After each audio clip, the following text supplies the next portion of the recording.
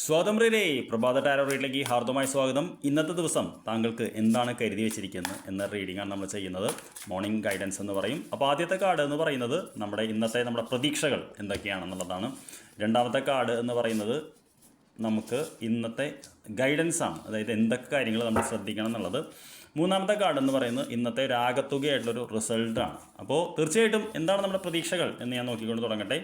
ആദ്യത്തെ card king of pentacles എന്ന് പറയുന്ന കാർഡാണ്. കിങ് ഓഫ് പെൻറ്റക്കിൾസ് എന്ന് പറയുന്ന കാർഡ് എന്ന് പറയുന്നത് പെൻറ്റക്കിൾസ് എന്ന് പറഞ്ഞാൽ ധനത്തിൻ്റെ കാർഡാണ്. ഒരു വൃദ്ധനായിട്ടുള്ളൊരു കുറച്ച് പ്രായമുള്ള ആൾ ഒരു ഡോഗിൻ്റെ കൂടെയാണ് ഇരിക്കുന്നത്.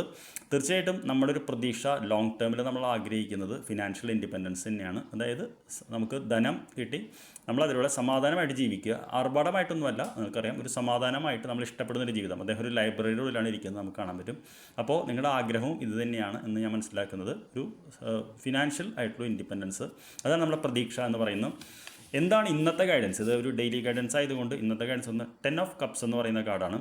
ഇത് കുടുംബത്തിൻ്റെ കാർഡാണ്. നിങ്ങൾക്ക് കണ്ടറിയാം, ഭാര്യ, ഭർത്താവ്, മക്കൾ കളിക്കുന്നു, ഒരു മഴവില്ലിൻ്റെ ഇടയിൽ അവർ ഇരിക്കുന്നു. അപ്പോൾ തീർച്ചയായിട്ടും ഇന്നത്തെ ഗൈഡൻസ് എന്ന് പറയുന്നത് നമ്മളെ സ്നേഹിക്കുന്നവരെ വേദനിപ്പിക്കരുത്, അവരുമായിട്ട് പരമാവധി അവർക്ക് വേണ്ടി സമയം കണ്ടെത്തണം എന്നുള്ളതാണ്. തീർച്ചയായിട്ടും ഇന്ന് നിങ്ങളുടെ മക്കൾ, ഭർത്താവ് അല്ലെങ്കിൽ ഭാര്യ ആരാണോ അവർക്ക് വേണ്ടി നിങ്ങൾ സമയം കണ്ടെത്തണം. കുറച്ച് നേരം അവരോട് മിണ്ടണം, എന്താണ് അവരുടെ ജീവിതത്തിൽ നടക്കുന്നത് എന്ന് ചോദിക്കണം എന്നുള്ള ഗൈഡൻസ് ആണ്. എന്താണ് ഇന്ന് നമുക്ക് ഓവറോളായിട്ട് പ്രതീക്ഷിക്കാൻ പറ്റുന്നതെന്ന് ചോദിച്ചപ്പോൾ 4 ഓഫ് കപ്സ് എന്ന് പറയുന്ന കാർഡാണ്. 4 ഓഫ് കപ്സ് എന്ന് പറയുന്ന കാർഡും ഒരു വൈകാരികമായിട്ടൊരു കാർഡാണ്.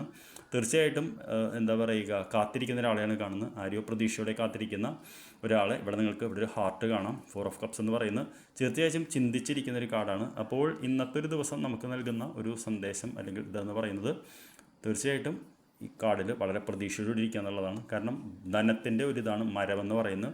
അപ്പോൾ ഇപ്പോൾ നമ്മൾ ഇത്തിരി എന്തെങ്കിലും ആശങ്കയുണ്ടെങ്കിൽ തീർച്ചയായിട്ടും അതിൻ്റെ ആവശ്യമില്ല എന്ന് തന്നെയാണ് പറയുന്നത്. അപ്പോൾ ധനം എന്തെങ്കിലും ഇന്ന് കിട്ടണമെന്ന് ആഗ്രഹിച്ച് ഇരിക്കുന്നുണ്ടെങ്കിൽ അതിനുള്ള ഒരു നല്ല വാർത്ത കേൾക്കുകയോ അല്ലെങ്കിൽ അത് അടുത്തെത്താനുള്ളൊരു സാധ്യതയുണ്ട് എന്ന് തന്നെയാണ് പറയുന്നത്. അപ്പോൾ ഇന്ന് വേണ്ടപ്പെട്ടവരോട് നല്ല രീതിയിൽ പെരുമാറാൻ മറക്കരുത്. I wish you good day. നമുക്ക് വൈകിട്ട് കാണാം.